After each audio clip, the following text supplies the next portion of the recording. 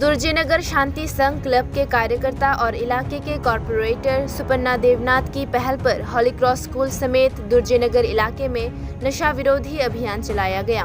उन्होंने इलाके के हर घर में जाकर उन्हें नशे से दूर रहने को कहा, लेकिन ऐसा करते करते 2 घरों में मारपीट हो गई।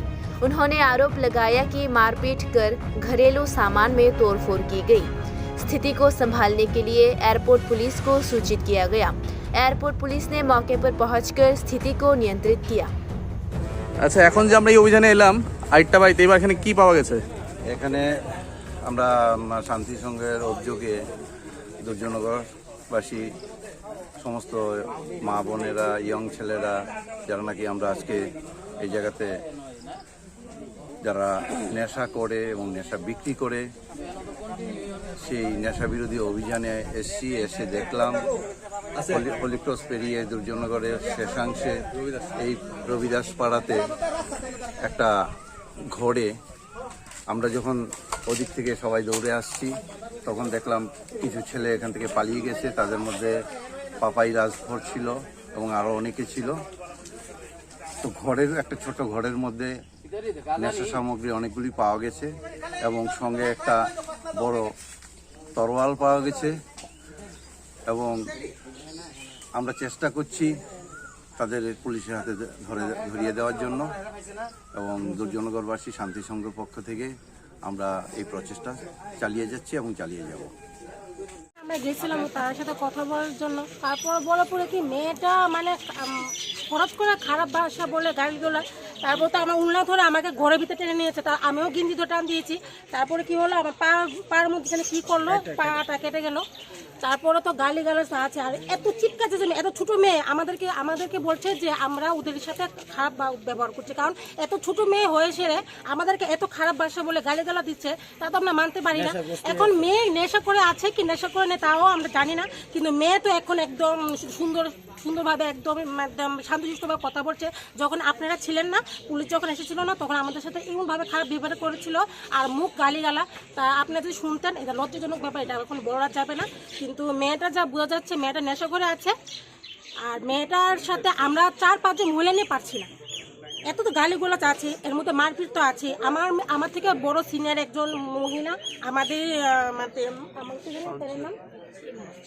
সীমা দিদি, ওদেরকে তো থাপ্পড় মেয়ে চুল টুল টানে, মানে কি মানে বাজে অবস্থা। আমাদের কাউন্সিলর দিদি উনিকে তো মানে খারাপ বা যে বলে মানে কি বলবো, কিছু বলার নেই। আর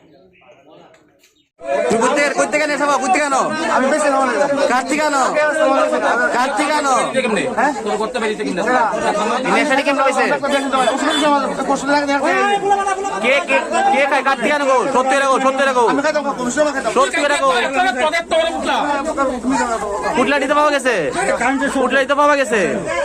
সত্যি করে কো, কার এখান থেকে আনো, কার এখান থেকে আনছো, নাম কো।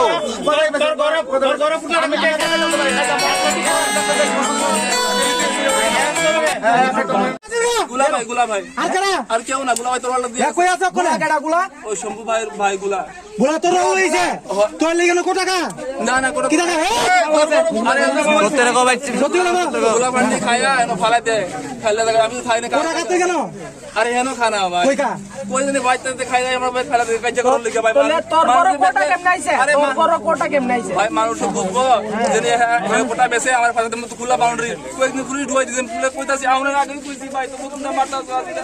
এই তোর বাইক দিয়ে শুধু একটা বাচ্চা গেছিল, শুধু আমার বলা, এরপর শুধু আমার বাইক দিয়ে কি দাও সব এই গুরগাবস্তিতে বলা হয় না।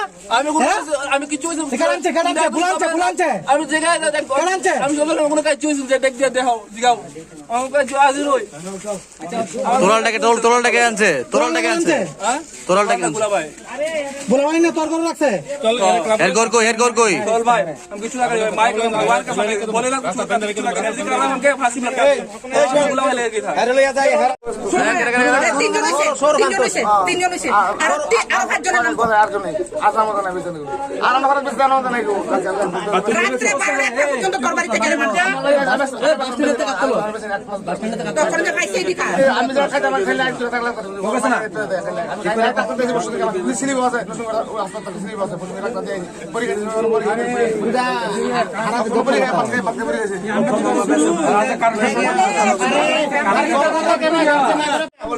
বাবুল সিং এর পোলা